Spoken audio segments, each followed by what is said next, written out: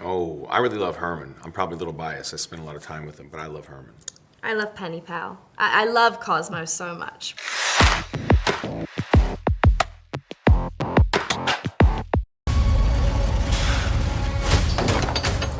$15.000. È carica. Sì, signore. First of all, congratulations for your job. I love the film. I enjoyed it. Thank you. And I'd like to start from your characters, that were both really cool. Did you help defining them and had the chance to add something to the characters, both in terms of look and personality? Yeah, I mean, the Russos gave us full ownership over our characters. We were very lucky. I know Chris, pretty much built his character from every detail to every prop to his style of his hair, to down to his walk. So, I mean, he curated his character pretty much from the second I saw him on set.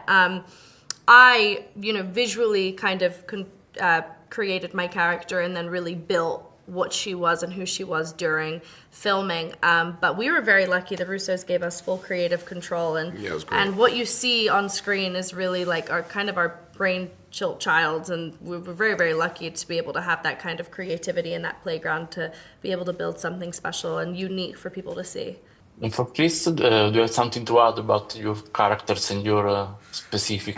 Well, yeah, we the film is, of course, set in an alternate version of the 1990s. I'm a child of that era, and so it was really nice to take a walk down memory lane and think about the music that I was listening to back then, the various people in my life who had an influence on me at that time, and to help craft a character that would help to sell the idea that he is a product, well, of the 80s, who's sort of past his peak and living in the 90s. That was sort of how I looked at this character. About the setting of the 90s, what's your favorite part of playing characters in a world different from our daily life, with no mobile phones and other tech stuff we have today? Yeah, I think that's just right. The best part about, one of the best parts about creating a world in living in a world, creating a character who lives in a world without technology is that, it's a little harder to get by, and I think that creates for more adventure. If Bruce Willis had a cell phone in Die Hard, then Nakatomi Plaza would have survived, and the people inside wouldn't have been killed. And there's just like adding a cell phone into the mix and adding the technology we have now into the mix makes it a lot of the stories that we love. They'd be solved rather easily. So I like that about this. It's a specific set of challenges and allows for you to, to take characters on more on these types of adventures. Yeah. Even if the film is set in the past, its themes are very contemporary. What is the main thing that from the Electric State that reminded you of our daily world? Well, I mean, there's the obvious. We talk a lot about AI and the advancements in technology in the film. It's obviously not the main message. Our main message is taking the audience on this beautiful, fun-filled adventure, where Chris and I are able to really kind of show our humor and the drama, and there's so much rooted in love and family and friendship.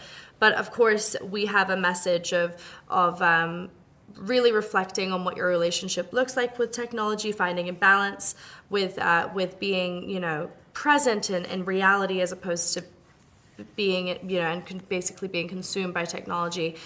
So I guess that's definitely a conversation of today, but this movie was made and thought of way before this conversation became a real topic and a primary kind of news. So yeah. The Electric State is full of robots that I loved so much. Do you have a favorite one? Oh, I really love Herman. I'm probably a little biased. I spent a lot of time with him, but I love Herman. I love Penny Pal. I love Cosmo so much, but I do love Penny Pal too. Yeah, she did great. Jenny Slate's voice is incredible. Yeah. Okay, thank you so much. Thank Congratulations. Lo so, è da svitati. Non si offenda. Ci sono abituato.